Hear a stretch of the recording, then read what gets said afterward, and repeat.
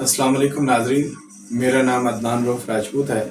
Pakistan travelling passion Ramzan series में खुलासतुल कुरान बयान किया जा रहा है। जैसा कि आप जानते हैं कि 28 पारों का खुलासा बयान किया जा चुका है। आज पारा नंबर 29 का खुलासा बयान किया जाएगा। आइए शुरू करते हैं। आऊज़ बिल्लाहि मिनश शैतानिर रजीम, बिस्मिल्लाहिर रहमानिर रहीम। पारा नंबर 29 सूरह मुल्क। सूरह मुल्क मक्की है। इसमें 30 आयात और 2 रुकू हैं। इस सूरत की फजीलत में कई अहादीस वारिद हैं, जिनसे एक हदीस वो है जो हजरत अबू हुरैरा रज़ी अल्लाह ताला अन्हा के हवाले से इब्न माजा, निसाई, अबू दाऊद और तिरमिज़ी में मुंतकिल है।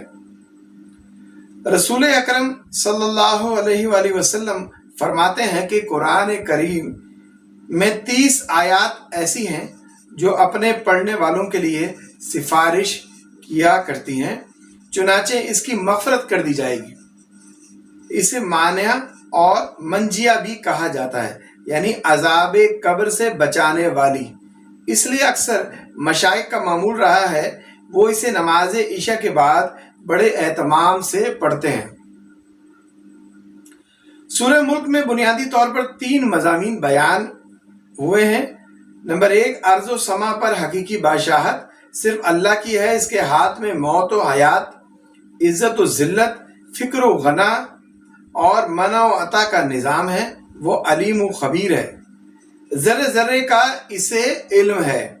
ज़मीन में चलने फिरने के लिए इसने रास्ते बनाए हैं। फ़ज़ाओं में उड़ते हुए परिंदों को वही रोके हुए है।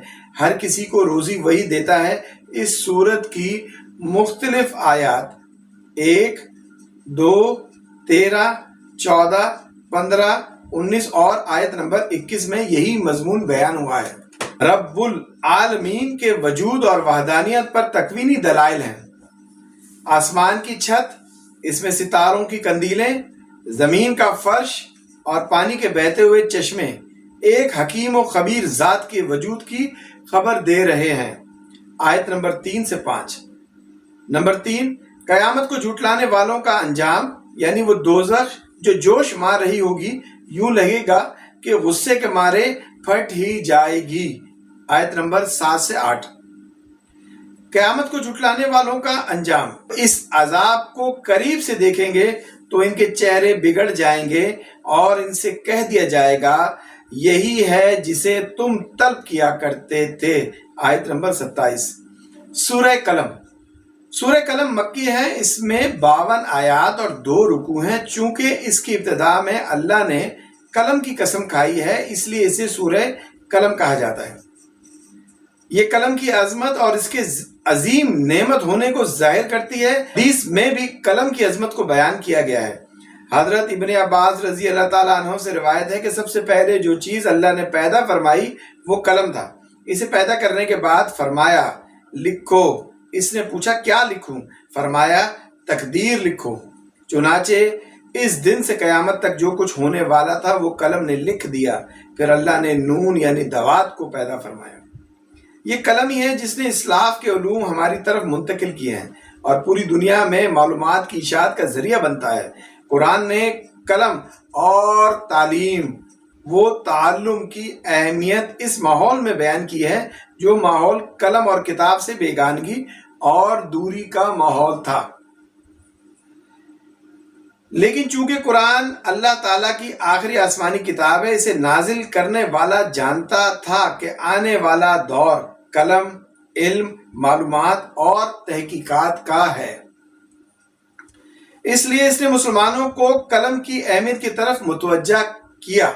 देखा जाए तो कंप्यूटर और इंटरनेट वगैरह भी कलम ही की तरक्की याफ्ता सूरतें हैं। सूरह कलम में 3 मज़ामीन को बुनियादी हैसियत हासिल है। नंबर 1, हुज़ूर अकरम सल्लल्लाहु अलैहि वसल्लम की कद्र मंजिलत और आपके इखलाक व मनाकिब का बयान है। सबसे पहले तो कसम खाकर फरमाया है कि आप अपने रब के फजल से दीवाना नहीं हैं, जैसा कि आपके मुखालफिन कहते हैं, और आपके लिए बेइंतहा अजर है और आपके इखलाक अजीम है। आयत नंबर 3 से 4। मुस्लिम, अबू दाऊद और निसाई में है कि हजरत आयशा रजी अल्लाह ताला عنہا سے رسول کریم صلی اللہ علیہ وآلہ وسلم کے اخلاق کے بارے میں سوال کیا گیا تو انہوں نے جواب دیا کہ آپ کا خلق قرآن ہے، قرآن میں جو کچھ قال تھا وہ آپ کی زندگی میں حال تھا، آپ کی حیات طیبہ قرآن کریم کی عملی تفسیر تھی، اور ایسا کیوں نہیں ہوتا جب آپ کو مکارم اخلاق کی تکمیل ہی کے لیے بھیجا گیا تھا۔ آپ کے اخلاق کو مناقب بیان کرنے کے ساتھ ساتھ آپ کے مخالفین کی اخلاقی پستی، کمینگی اور کج فکری بھی بیان کی گئی ہے۔ فرمایا گیا ہے کہ آپ کسی ایسے شخص کا کہنا نہ ماننا جو زیادہ قسمیں کھانے والا ہے، بے وقار، کمینہ، عیب گو، چغل خور، بھلائی سے روکنے والا، حد سے بڑھ جانے والا، گنہگار، گردن کش اور پھر ساتھ ہی بے نسب بھی ہو۔ اس کی سرکشی صرف اس لیے ہے کہ وہ مال والا اور بیٹوں والا ہے۔ آیت نمبر 10 سے 14۔ مفسرین فرماتے ہیں کہ یہ آیت سرداران قریش میں سے ولید بن مغیرہ کے بارے میں نازل ہوئی۔ نمبر 2، دوسرا مضمون جسے اس صورت میں خصوصی اہمیت حاصل ہے وہ ہے اصحاب الجنہ، باغ والوں کا قصہ۔ یہ قصہ عربوں میں بہت مشہور تھا۔ یہ باغ یمن کے قریب ہی تھا۔ اس کا مالک اس کی پیداوار میں سے غربا پر خرچ کیا کرتا تھا، لیکن اس کے مرنے کے بعد جب اس کی اولاد اس باغ کی وارث بنی تو انہوں نے اپنے اخراجات اور مجبوریوں کا بہانہ بنا کر مساکین کو محروم رکھنے اور ساری پیداوار سمیٹ کر گھر لے جانے کی منصوبہ بندی کی۔ اللہ نے اس باغ ہی کو تباہ کر دیا۔ آیت نمبر 17 سے 33۔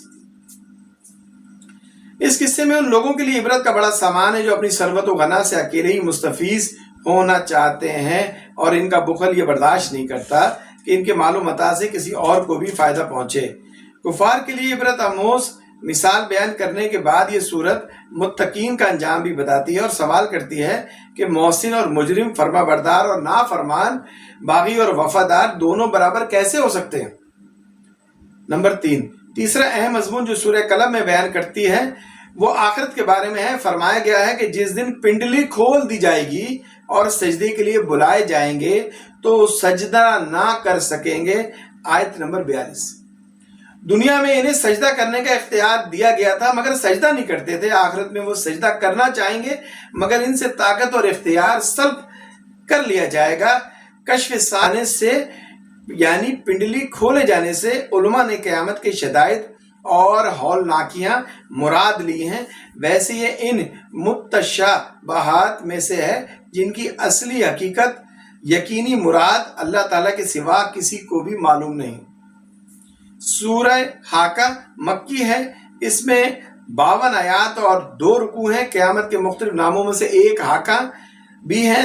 حاقہ کے معنی ہیں ثابت ہونے والی۔ چونکہ قیامت کے دن اللہ کے وعدے اور 2 وعیدیں ثابت ہوں گی اس لیے اسے حاقہ کہا جاتا ہے۔ اس صورت کا اصل موضوع رسول اکرم صلی اللہ علیہ وسلم کی سچائی کا بیان ہے۔ سورت کی ابتدا میں قیامت کی ہولناکیوں اور قوم سمود، قوم عاد جیسی قوموں کے انجام بد کا بیان ہے۔ آیت نمبر 1 سے 12۔ اس کے بعد ان واقعات کا تذکرہ کرتی ہے جو قیامت سے پہلے رونما ہوں گے، یعنی سور پھونکا جائے گا، زمین اور پہاڑ ریزہ ریزہ کر دیے جائیں گے، آسمان پھٹ جائے گا، فرشتے نازل ہوں گے اور انسان کا احاطہ کیے ہوئے ہوں گے۔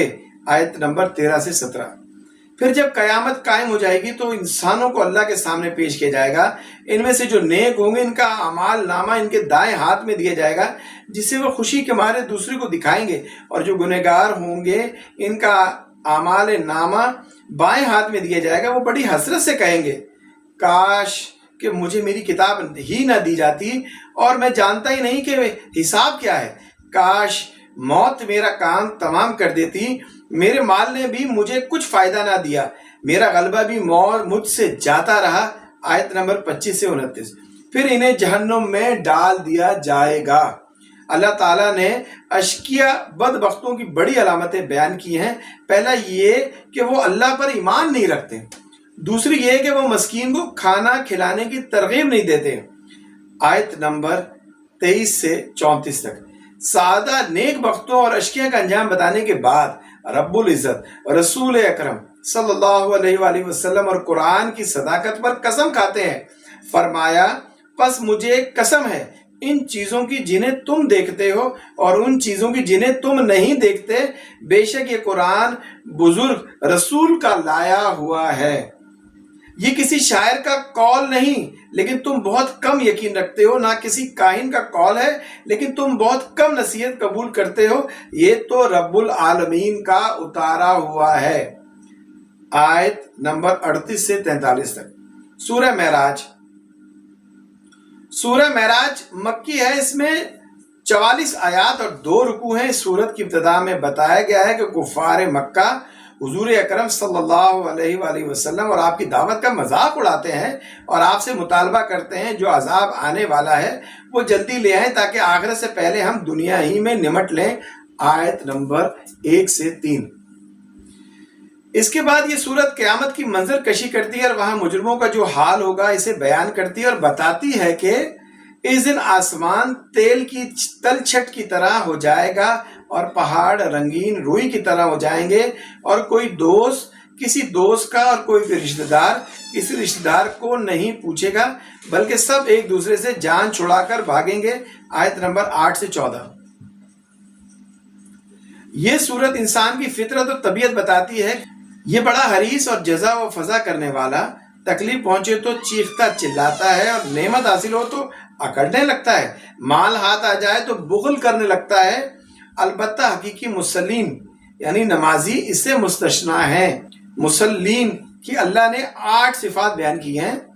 وہ نماز کی پابندی کرتے ہیں، ان کے مال میں سوال کرنے والوں سوال سے بچنے والوں سب کا حق ہوتا ہے، گویا کہ وہ نماز کے ذریعے حق اللہ اور زکوٰۃ کے ذریعے حق العباد ادا کرتے ہیں۔ وہ حساب و جزا کے دن کی تصدیق کرتے ہیں، ایسی تصدیق جس میں شک کی کوئی ملاوٹ نہیں ہوتی۔ وہ عبادت و طاعت کے باوجود اللہ کے عذاب سے ڈرتے ہیں۔ وہ زنا اور جنسی غلاظت سے اپنے دامن کو بچا کر رکھتے ہیں، صرف حلال پر اکتفا کرتے ہیں اور حرام کی طرف نظر نہیں اٹھاتے۔ وہ امانتیں ادا کرتے ہیں اور عہد پورا کرتے ہیں، نہ عہد میں خیانت کرتے ہیں اور نہ وعدہ خلافی کرتے ہیں۔ وہ حق و عدل کے ساتھ گواہی ادا کرتے ہیں۔ 8ویں صفت یہ کہ وہ نماز کو اپنے اوقات میں ادا کرتے ہیں اور اس کے آداب و واجبات کا التزام کرتے ہیں۔ آیت نمبر 22 سے 34۔ جن لوگوں کے اندر یہ صفات پائی جاتی ہیں ان کے بارے میں اللہ تعالیٰ فرماتے ہیں یہی لوگ جنتوں میں عزت پانے والے ہوں گے۔ آیت نمبر 35۔ سورت کے اختتام پر اللہ نے اس بات پر قسم اٹھاتے ہوئے بعث و نشور حق ہے، اس میں کوئی شک نہیں، اور اللہ اس بات پر قادر ہے کہ ان کو ہلاک کر دے اور ان سے بہتر اور اللہ کے زیادہ عبادت کرنے والوں کو پیدا فرما دے۔ آیت نمبر 40 سے 41۔ اللہ تعالیٰ کی اس قدرت کا عملی ظہور ہر دور میں ہوتا رہا ہے۔ جب کسی قوم نے دین کے بارے میں تساہل اور تغافل کا رویہ اختیار کیا، اللہ نے ان سے بہتر اور دین کی قدرت کرنے والے لوگ پیدا فرما دیا۔ آج بھی ہم دیکھ رہے ہیں کہ مختلف قوموں، ملکوں اور مذاہب کے جو لوگ اسلام قبول کر رہے ہیں، یہ نو مسلم ہم مورثی مسلمان سے بہتر مسلمان ثابت ہوتے ہیں۔ ہم میں سے ہر ایک کو یہ بات ہر وقت اپنے ذہن میں رکھنی چاہیے کہ ہم دین کے محتاج ہیں، اللہ تعالیٰ کا دین ہمارا محتاج نہیں۔ سورہ نوح۔ سورہ نوح مکی ہے، اس میں 28 آیات اور 2 رکوع ہیں۔ اس سورت میں صرف حضرت نوح علیہ السلام کا قصہ بیان کیا گیا ہے۔ انہیں شیخ الانبیاء بھی کہا جاتا ہے کیونکہ ان کی عمر تمام انبیاء سے زیادہ طویل تھی اور حضرت آدم علیہ السلام کے بعد دنیا والوں کی طرف سے سب سے پہلے رسول تھے۔ انہوں نے اپنی قوم کو اللہ کی عبادت اور اپنی اطاعت کی دعوت دی۔ اس دعوت کے سلسلے میں مبالغہ کی حد تک کوشش کی، رات کو بھی دعوت دی، دن کو بھی دعوت دی، خفیہ بھی سمجھایا اور اعلانیہ بھی، لیکن وہ جتنی زیادہ دعوت دیتے تھے قوم اتنی ہی ان سے دور بھاگتی تھی۔ آیت نمبر 1 سے 6۔ حضرت نوح علیہ السلام نے اپنی قوم کو استغفار کی تلقین کی اور فرمایا کہ اگر تم استغفار کرو گے اور گناہوں سے باز آ جاؤ گے تو اللہ تم پر موصلہ دار بارش برسائے گا، تمہیں مال اور اولاد عطا کرے گا، تمہیں باغات دے گا، تمہارے لیے نہریں جاری کر دے گا۔ پھر انہیں اللہ کی نعمتیں یاد دلائیں کہ اس نے 7 آسمان پیدا کیے، چاند کو جگمگاتا بنایا ہے اور سورج کو روشن چراغ بنایا ہے۔ اس کی فہمائش اور تذکیر و دعوت کا قوم پر کوئی اثر نہ ہوا اور وہ اپنے بتوں ود، سوا، یغوث، یعوق اور نسل کو چھوڑنے کے لیے آمادہ نہ ہوئے، تو آپ نے ان کے لیے اللہ سے ہلاکت کی دعا کی، جس میں عرض کیا ہے میرے رب تو زمین پر کسی کافر کو بھی نہ چھوڑنا۔ آپ کی دعا قبول ہوئی اور ان کفار و فجار کو طوفان میں ہلاک کر دیا گیا۔ سورہ جن مکی ہے، اس میں 28 آیات اور 2 رکوع ہیں۔ اس سورت میں جنات کے حوالے سے گفتگو ہے جو کہ انسان کی طرف شرعی احکام کے مکلف ہیں۔ ان میں مومن بھی ہیں، کافر بھی ہیں، نیک بھی ہیں اور بد بھی۔ اس صورت کی ابتدا میں بتایا گیا ہے جنات کی جماعت نے قرآن مجید سنا اور وہ اس سے بڑے متاثر ہوئے۔ یہ اس وقت کی بات ہے جب جنات نے نظام کائنات میں کچھ تبدیلیاں محسوس کی اور وہ آسمان کی طرف جانے کی کوشش کرتے تو شہاب ثاقب ان کا توقف کرتے۔ حضور اکرم صلی اللہ علیہ وسلم نے چند صحابہ کے ساتھ سوق و عکاظ کی طرف تشریف لے گئے۔ آپ نخلہ کے مقام پر نماز فجر ادا کر رہے تھے کہ جنات کی جماعت یہاں آ پہنچی۔ جب انہوں نے قرآن سنا تو انہوں نے تبدیلیوں کا راز جان لیا اور ان کے دل دہل گئے اور انہوں نے قرآن کی صداقت کے آگے سر جھکا دیا۔ آیت نمبر 1 سے 2۔ نہ صرف یہ کہ خود ایمان قبول کیا بلکہ واپس جا کر اپنی قوم کو بھی ایمان کی دعوت دی اور قوم کے سامنے رب کی شان اور عظمت بیان کی اور ان لوگوں کو اہم قرار دیا جو اللہ کے لیے اولاد ثابت کرتے ہیں، اور اس بات کا اقرار کیا کہ ہم سب ایک عقیدے پر نہیں، کوئی مومن ہے، کوئی کافر، کوئی مطیع ہے، کوئی عاصی، کوئی عقل مند ہے، کوئی بے وقوف، کوئی جہنم میں جائے گا اور کوئی جنت میں۔ آیت نمبر 14 سے 17۔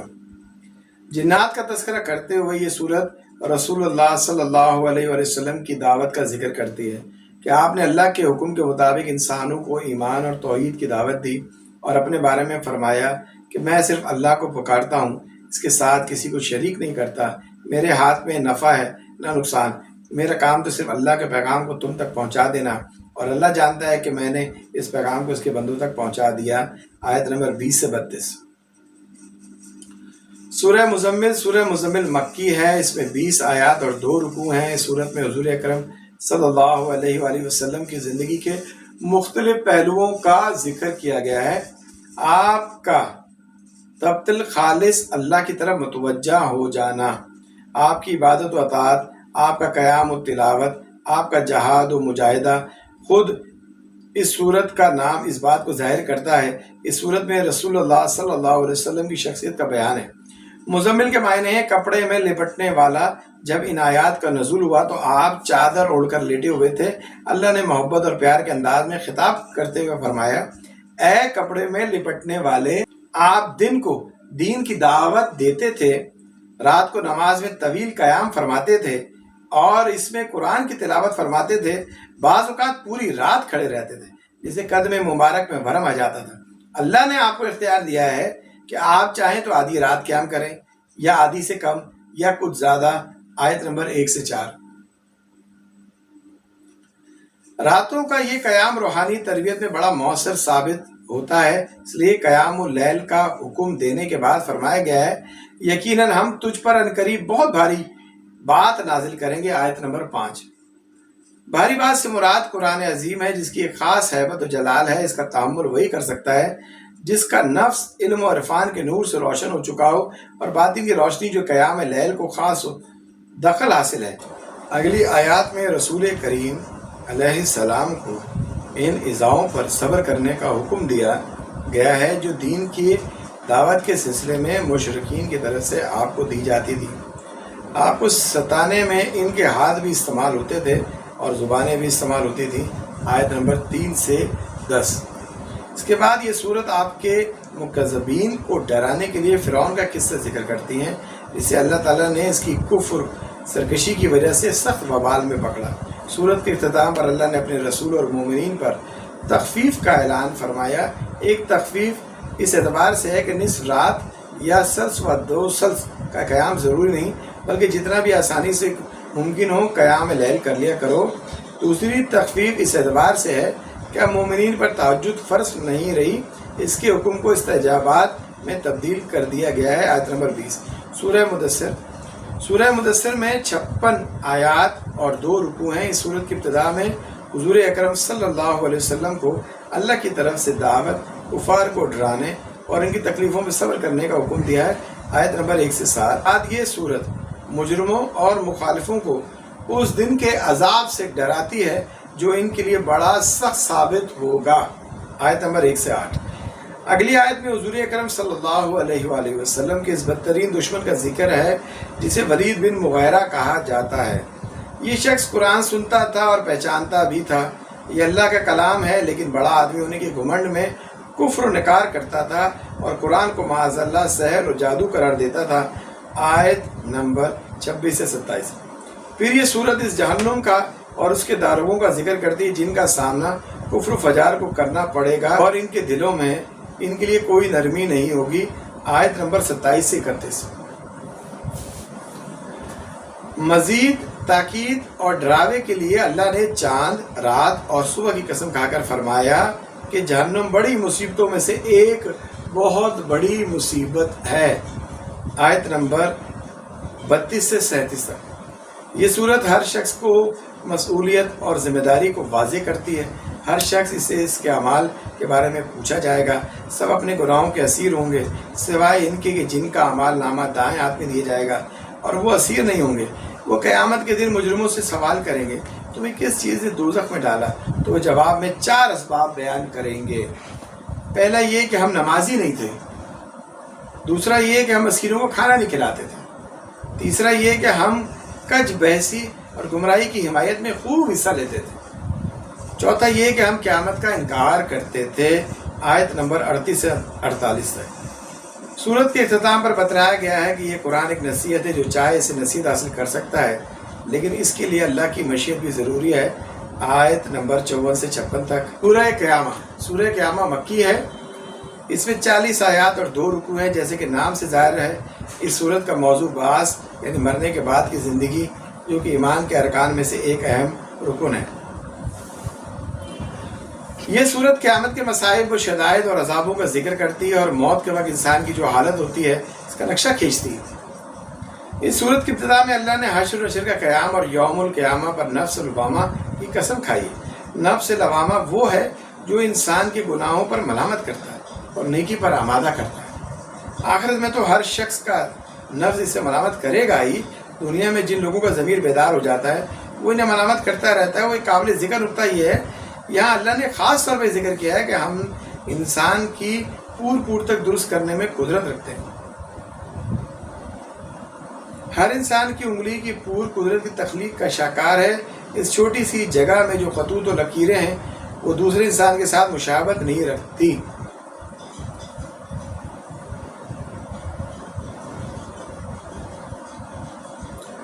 इसी वजह से पूरी दुनिया में किसी इंसान की शख्सियत को पहचानने के लिए उंगलियों की लकीरों पर इत्तेमाद किया जाता है। अल्लाह ताला फरमाते हैं कि हम इनकी पूरों को इस हैबत में और शक्ल पर बना देंगे जिस शक्ल व वैयत पर ये थी। इस नुक्ते की वजाहत के लिए अल्लाह ने ये नहीं फरमाया कि हम पैदा कर देंगे, बल्कि ये फरमाया कि हम दुरुस्त कर देंगे। नामालूम इस तरह की कितनी इल्मी हकीकतें हैं ये पूरे कुरान में बिखरी हुई हैं। इनमें से हर हकीकत साबित करती है कि नबी उम्मी का खुद तराशिदा कलाम नहीं बल्कि रब्बुल आलमीन का कलाम है। मगर बहुत सारे इंसान इन हकीकतों के बावजूद, एतराफ़ करने के बावजूद इसकी सदाकत और हकामियत पर ईमान नहीं रखते। इसके बाद ये सूरत क़यामत के बाज़ हौलनाकियों और अलामतों का तज़किरा करती है। बस जिस वक्त निगाह पथरा जाएगी और चाँद बेनूर हो जाएगा, सूरज और चाँद जमा कर दिए जाएंगे, इस दिन इंसान कहेगा आज भागने की जगह कहाँ है। आयत नंबर 10। अगली आयात में सूरत बतलाती है रसूल अकरम सल्लल्लाहु अलैहि वसल्लम हिफ्ज़ कुरान का बड़ा एहतमाम फरमाते थे, और जब जिब्राइल की तिलावत के वक्त इस बात की शदीद कोशिश करते थे कि आपसे कोई चीज़ फौत ना हो जाए, इसलिए आप हज़रत जिब्राइल की इत्तबा में जल्दी जल्दी पढ़ने और याद करने की सही फरमाते थे। आपने फरमाया कि आप अपने आप को तकलीफ़ में ना डालें। मेरा यह वादा है कि कुरान में से कोई चीज़ ज़ाया नहीं होगी। इसे जमा करने, महफूज करने, बाकी रखने और बयान करने का मैं खुद ज़िम्मेदार हूँ। आयत नंबर 16 से 19 तक। ये सूरत बतलाती है कि आखिरत में इंसान 2 फरीकों में तकसीम हो जाएंगे। एक तरफ सादा होंगे, दूसरी तरफ अशकिया होंगे। सादा के चेहरे रोशन होंगे और रब ताला की तिजारत से मुशर्रफ होंगे। अशकिया के चेहरे स्याह बदरौनक होंगे और वो जान लेंगे कि आज हमें जहन्नम में फेंक दिया जाएगा। आयत नंबर 20 से 25। ये सूरत मौत के वक्त इंसान का जो हाल है और जिस जिस तकलीफ का सामना करना पड़ता है इसे भी बयान करती है। आयत नंबर 26 से 30। इस सूरत के इख्तिताम पर बतलाया गया है कि इंसान को हमने बेकार पैदा नहीं किया। ऐसा नहीं हो सकता, ना इसका हिसाब हो, ना इसे जज़ा और सज़ा दी जाए। इस तरह आखिर में اشرمات کی ایک حصی دلیل بیان کی گئی ہے، وہ یہ کہ جس نے اللہ نے انسان کو پہلی بار پیدا کیا وہ اسے دوبارہ پیدا کرنے پر بھی قادر ہے۔ اللہ تعالیٰ کے لیے تو ابتدا اور اعادہ دونوں برابر ہیں، مگر یہاں انسانی سوچ کے مطابق بات کی گئی ہے، کیونکہ انسان کی سوچ اور تجربہ یہ ہے کہ اعادہ ابتدا کے مقابلے میں بہت آسان ہے۔ سورۃ الانسان مدنی ہے، اس میں 31 آیات اور 2 رکوع ہیں۔ مدنی ہونے کے باوجود اس سورت کے مضامین مکی صورتیں جیسے ہیں۔ اس میں جنت اور جنت کی نعمتوں، جہنم اور جہنم کے عذابوں کا بیان ہے۔ صحیح مسلم کی روایت سے ثابت ہوتا ہے حضور اکرم صلی اللہ علیہ وسلم جمعے کے دن نماز فجر میں اس سورت کو تلاوت کیا کرتے تھے۔ اس سورت کی ابتدا میں اللہ کی قدرت عظیمیہ کا بیان ہے۔ اس نے کیسے انسان کو مختلف ادوار میں پیدا کیا، اس کو سمع، بصر اور عقل و فہم سے نوازا تاکہ وہ اطاعت و عبادت کی تمام ذمہ داریوں کو ادا کر سکے جن کا اسے مکلف بنایا گیا ہے، اور زمین کو ایک اللہ کی بندگی سے آباد کر سکے۔ لیکن پھر بھی انسان 2 گروہوں میں تقسیم ہو گئے، بعض شاکر ہیں، بعض کفور یعنی ناشکرے۔ کافروں کے لیے اللہ نے آخرت میں زنجیریں، توق اور شعلوں والی آگ تیار کر رکھی ہے، اور شکر گزاروں کے لیے وہ جام جن میں کافور کی آمیزش ہوگی۔ شکر گزاروں کی یہاں 3 نشانیاں بیان کی گئی ہیں۔ ایک یہ کہ وہ جب کوئی نظر مان لیتے ہیں تو اسے پورا کرتے ہیں، دوسرا یہ کہ وہ قیامت کے دن سے ڈرتے ہیں، تیسرا یہ کہ وہ محض اللہ کی رضا کے لیے مسکینوں، یتیموں اور قیدیوں کو کھانا کھلاتے ہیں۔ ان کے نیک اعمال اور صبر کا نتیجہ انہیں جنت کی صورت میں دیا جائے گا، جہاں نہ گرمی، نہ سردی اور نہ کوئی دکھ اور غم۔ آیت نمبر 1 سے 13۔ سورت کے اختتام پر اللہ نے اپنی عظیم نعمت کا ذکر فرمایا جس کا کوئی بدل اور کوئی مثال نہیں۔ فرمایا، اے محمد صلی اللہ علیہ وسلم، بے شک ہم نے آپ پر بتدریج قرآن نازل کیا ہے، بس اپنے رب کے حکم پر قائم رہیں۔ ان میں سے کسی گنہگار یا ناشکرے کا کہنا نہ مانیں، اور اپنے رب کا نام صبح شام ذکر کیا کریں، رات کے وقت اس کے سامنے سجدے کریں اور بہت رات تک اس کی تسبیح کیا کریں۔ آیت نمبر 23 سے 26۔ ان آیت کا مقصد یہ ہے کہ داعی پر ذکر و عبادت اور صبر لازم ہے تاکہ اللہ کے دشمنوں کے مقابلے میں سے تقویت قلبی حاصل ہو۔ خصوصاً رات کی نماز ایمان کی مضبوطی اور روحانی ترقی کا اہم وسیلہ ہے۔ اس صورت کے آخری آیات میں مشرکین کو سخت تنبیہ کیا گیا ہے کہ اگر ہم چاہیں تو ان کو ختم کر ان کے عوض ان جیسے اور بھی پیدا کر سکتے ہیں۔ سورہ مرسلات مکی ہے، اس میں 50 آیتیں، 2 رکوع ہیں۔ اس صورت کی ابتدا میں 5 قسمیں کھا کر فرمایا گیا ہے کہ جس چیز کا تم سے وعدہ کیا ہے وہ یقیناً ہونے والی ہے، یعنی قیامت اور حساب و جزا کا معاملہ ہو کر رہے گا، اس میں تخلف نہیں ہو سکتا۔ اس کے بعد یہ صورت ان نشانیوں کی بیان کرتی ہے جو قیامت کے قریب واقع ہوں گی، یعنی ستارے بے نور کر دیے جائیں گے، آسمان توڑ پھوڑ دیا جائے گا، پہاڑ ٹکڑے ٹکڑے کر کے اڑا دیے جائیں گے، اور رسولوں کو مقرر وقت پر لایا جائے گا۔ آیت نمبر 8 سے 11۔ قیامت کے دن کو اللہ نے یوم الفصل کہا ہے کیونکہ اس دن مخلوق کے درمیان انصاف پر مبنی فیصلہ کیا جائے گا۔ قیامت کو یوم الفصل قرار دینے کے بعد اسے جھٹلانے کے بارے میں اللہ فرماتے ہیں، اس دن جھٹلانے والوں کی تباہی ہے۔ یہ آیت اور یہ الفاظ اس صورت میں 10 بار آئے ہیں۔ اس کی تکرار کا مقصد تخفیف اور ترغیب ہے۔ علاوہ ازیں یہ صورت مجرمین اور سابقین کا ذکر کرتی ہے، انہیں اللہ نے تباہ و برباد کر دیا، اور مخاطبین سے سوال کرتی ہے کہ ہم نے تم کو حقیر پانی سے پیدا نہیں کیا، پھر مختلف مراحل سے گزر کر خوبصورت انسان بنا دیا۔ بعض بعد الموت کے بعض اسی دلائل بھی یہاں مذکور ہیں، ان سے ثابت کیا گیا ہے کہ وہ اللہ جو زمین کو مردوں اور زندوں کو سمیٹنے والے بنا سکتا ہے، میٹھے پانی سے سیراب کر سکتا ہے، وہ دوبارہ زندہ بھی کر سکتا ہے۔ اگلی آیات میں مکذبین اور متقین کے الگ الگ انجام بیان ہے۔ مکذبین کو بھڑکتی ہوئی آگ کی طرف لے جایا گیا، اور متقین کو ٹھنڈے سائے اور بہتے چشموں کے پاس جگہ دی جائے گی۔ آخری آیات میں 2 مجرموں کو تنبیہ کی گئی ہے کہ کھا پی لو اور تھوڑا سا مزہ اڑا لو، بالآخر تمہارے لیے ہلاکت اور تباہی کے سوا کچھ نہیں۔